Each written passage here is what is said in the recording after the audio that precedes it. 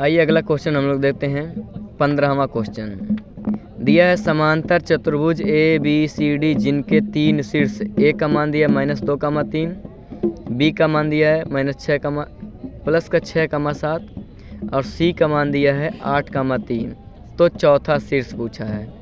हम लोग जानते हैं समांतर चतुर्भुज क्या होता है। ये है समांतर चतुर्भुज, बर्फी के आकार का होता है, जिसकी आमने सामने की भुजाएं बराबर होती हैं उसको क्या बोलते हैं? समांतर चतुर्भुज बोलते हैं। यानी ए डी भुजा बी सी भुजा के बराबर और ए बी भुजा डी सी भुजा के बराबर होता है। हम लोग जब इसको बराबर करेंगे तो हम लोग लिख सकते हैं ए डी भुजा बराबर है किस भुजा के? बी सी भुजा के बराबर है। तो जब हम लोग इसको कैलकुलेट करेंगे तो अंडर रूट में ए डी को क्या ले सकते हैं? -2 -x का होल स्क्वायर प्लस 3 -y का होल स्क्वायर लिख सकते हैं। ये किसके बराबर होगा? ये बराबर होगा 6 - 8 का होल स्क्वायर प्लस ये किसके बराबर होगा? BC के बराबर 6 - 8 का होल स्क्वायर और 7 - 3 का होल स्क्वायर। यहाँ अंडर रूट यहाँ अंडर रूट, दोनों अंडर रूट कैंसिल हो गया। अब हम क्या करेंगे? दोनों पक्षों की तुलना करा देंगे। दोनों पक्षों की तुलना, अगर हम दोनों पक्षों की तुलना करते हैं तो -2 - x का होल स्क्वायर बराबर कितना? 6 - 8 का होल स्क्वायर और दूसरी कंडीशन में 3 - y का होल स्क्वायर बराबर 7 - 3 का होल स्क्वायर हो जाएगा। तो यहाँ जब सॉल्व करेंगे स्क्वायर से स्क्वायर कैंसिल हो जाएगा, यहाँ भी स्क्वायर से स्क्वायर कैंसिल हो जाएगा। तो यहाँ हो गया -2 - x बराबर 6 में से 8 गया -2, तो यहाँ हो जाएगा -2 और ये 2 जब -2 इस पार लाएंगे तो +2 हो जाएगा, x इस पार ले चलेंगे प्लस का x हो जाएगा। तो x के बराबर हो जाएगा -2 + 2, ये हो जाएगा 0, यानी x का मान कितना आ गया? 0 आ गया। इस कंडीशन में हम लिखा देंगे तो 3 - y बराबर कितना? 7 में से 3 घटा लेंगे, 7 में से 3 गया 4, y को इस पार करेंगे तो हो जाएगा 3 और 4 इस पार लाएंगे -4 बराबर कितना हो जाएगा? y इस पार गया प्लस का हो गया, यानी 3 में से 4 गया -1। तो यानी जो हमसे पूछा गया था कि समांतर चतुर्भुज का जो शीर्ष होगा D वो कितना होगा, तो पहले x, y होता है, तो इसका मतलब 0, -1, यानी D का मान कितना आ जाएगा? 0, -1। यही हमारा आंसर बोला जाएगा। ये हमारा आंसर माना जाएगा। ठीक, 0, -1, क्योंकि यही हमारा अंतिम बिंदु D का निर्देशांक पूछा था।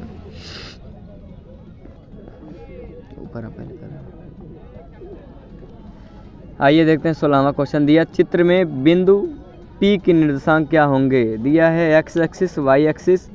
x पर दिया है 1, 2, 3 इकाई और y पर दिया है नीचे की तरफ 1 और 2 इकाई। तो हम जानते हैं बाएं साइड में x अक्ष में क्या होता है? माइनस की होता है, तो यहाँ -3, -2, -1 और y का मान नीचे माइनस का होता है, तो -1, -2। तो यहाँ बिंदु दिया है P, तो P का निर्देशांक क्या हो जाएगा? P का निर्देशांक हमेशा पहले भुज उसके बाद कोटि लिखा जाता है। भुज का मान कितना हो जाएगा? -3 और कमा कोटि का मान -2, तो यही हमारा आंसर माना जाएगा। ठीक,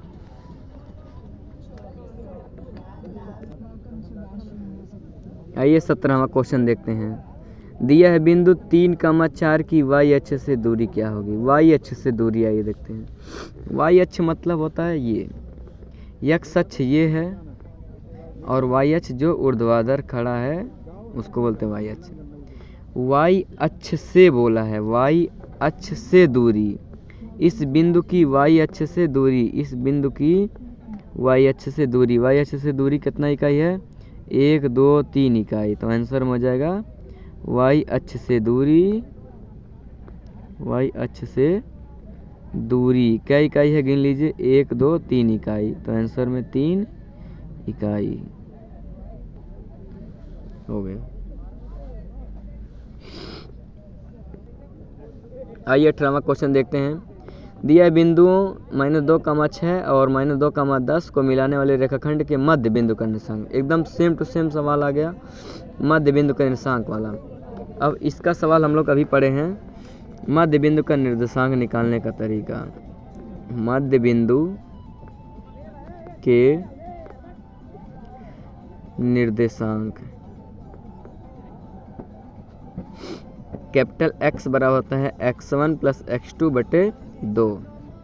इसी प्रकार से y बराबर होता है y1 + y2 बटे 2। तो x का मान जब यहाँ निकालेंगे हम लोग, तो x1 का मान -2, x2 का मान -2 बटे कितना 2 हो जाएगा। तो कैपिटल X बराबर -2 -4 बटे 2 काट देंगे, कितना आ जाएगा, -2 आ जाएगा। यानी कैपिटल X का मान कितना आ गया, -2 आ गया। इसी प्रकार से जब y का मान निकालेंगे हम लोग, तो y1 का मान देखो कितना 6 और प्लस y2 का मान कितना 10 अपान कितना हो जाएगा 2। तो y बराबर हो जाएगा 6 और 10 कितना 16, 16 बटे 2, 16 बटे 2 का मान 8, यानी y का मान कितना आ गया हमारा 8 आ गया। तो हमसे क्या पूछा था, मध्य बिंदु का निर्देशांक। मध्य बिंदु, तो मध्य बिंदु का निर्देशांक क्या आ जाएगा, -2,8। ये ऑप्शन कौन सा सही है, ऑप्शन नंबर आइए कितना -2,8, -2,8 यानी सी वाला ऑप्शन सही है। आइए देखते हैं अगला क्वेश्चन, 19वां क्वेश्चन। 19वां क्वेश्चन बहुत अच्छा क्वेश्चन है। दिया है एक बिंदुओं 7,-6 और 3,4 को मिलाने वाली रेखाखंड को 1:2 के अनुपात में अंतः विभाजित करता है तो बिंदु संबंधित है। यानी जो अंतः विभाजित कर रहा है, तो उस बिंदु का निर्देशांक जो आएगा उसको बताना है कि वह किस चतुर्थांश में स्थित होगा। 19वां क्वेश्चन का सलूशन देखते हैं। आइए, ए पॉइंट का निर्देशांक दिया है 7,-6, बी पॉइंट का निर्देशांक दिया है 3,4। उसको अंतः विभाजन पी बिंदु कर रहा है जिसका अनुपात है 1:2, यानी m1 का मान 1, m2 का मान 2। पी बिंदु का निर्देशांक हम मान लिए अपने मन से कि x, y होगा। तो हम जानते हैं अंतः विभाजन का सूत्र होता है x बराबर m1 x2। m1 का मान कितना 1, x2 का मान कितना, अगर हम इसको डायरेक्ट कर रहे हैं देख लीजिएगा ध्यान से, m1 का मान 1, x2 का मान कितना 3 हो जाएगा, प्लस m2 का मान कितना 2 गुणे x1 का मान कितना 7 बटे m1 + m2 यानी 1 + 2। तो x का मान कितना हो जाएगा 2, 3 × 9 3 हो जाएगा और 7 दूनी 14 हो जाएगा, 3 2 और 1 कितना हो जाएगा 3। तो x का मान हो जाएगा 14 3 17, 17 बटे 3 x का मान आ गया। इसी प्रकार से हम लोग y का मान कैलकुलेट करेंगे।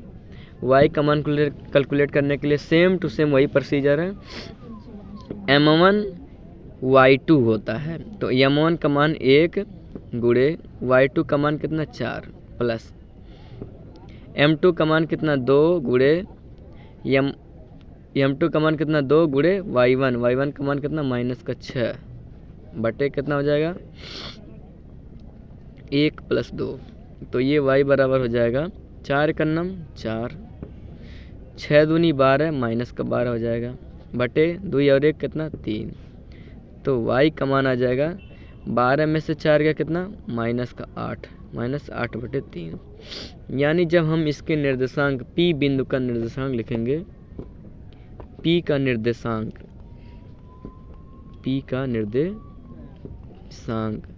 और P का निर्देशांक हम जानते हैं कैपिटल X कैपिटल Y होता है। तो कैपिटल X का मान जब रखेंगे तो 17 बटे 3, y का मान जब रखेंगे तो -8 बटे 3। तो यहाँ आइए देखते हैं इसमें किसका निर्देशांक, यानी यह है x का मान प्लस का। तो x का मान प्लस का किधर होता है, x का मान प्लस का इधर होता है, और वाई का मान माइनस का हमारा किधर होता है, नीचे होता है। ये हमारा माइनस का साइन है, ठीक, ये माइनस का होता है। तो अब हम इसका निर्देशांक जब भी लिखेंगे तो ये हमेशा किस में पड़ेगा, चतुर्थांश में पड़ेगा, यानी 17/3 कामा -8/3 ये किस में पड़ेगा, चतुर्थांश।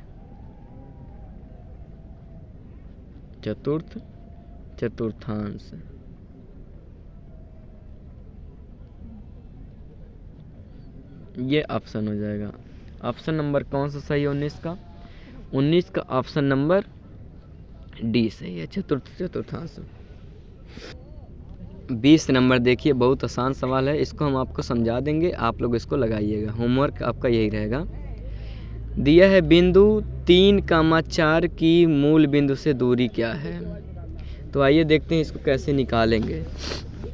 एक्स एक्सिस वाई एक्सिस, मूल बिंदु 0,0 यहाँ है। यहाँ से एक बिंदु P मान लो जिसका निर्देशांक दिया है कितना, 3,4। मूल बिंदु से P की दूरी पूछा है, D का मान। तो इसको आप बहुत आसान से कर सकते हैं। इसको आप लगाएंगे D बराबर कौन सा फार्मूला यूज करके लगाएंगे, x1 माइनस x2 का whole square plus y1 plus y2 का होल स्क्वायर। इस फार्मूले का प्रयोग आप सभी करेंगे।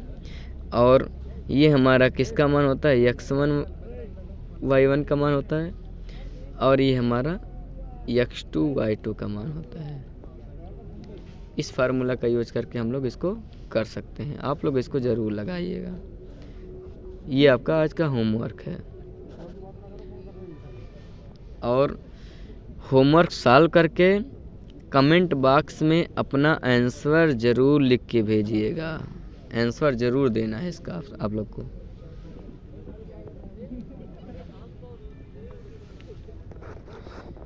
वीडियो बनाते समय हमको जान लीजिए बहुत ज़्यादा समस्या झेलना पड़ रहा है, लेकिन फिर भी हम आप लोग के लिए इतना कर रहे हैं। तो आप लोग इतना रिवीजन करिए, आगे जब हम यहाँ से छुट्टी हमको मिलेगा हम नेक्स्ट वीडियो बनाते रहेंगे।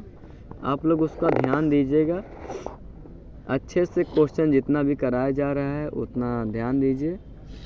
बाकी जैसे ही हमको समय मिलता है हम बनाते रहेंगे, और कैंप ख़त्म होने के बाद पुनः हम आएंगे, अपने सिलेबस को कवर करेंगे।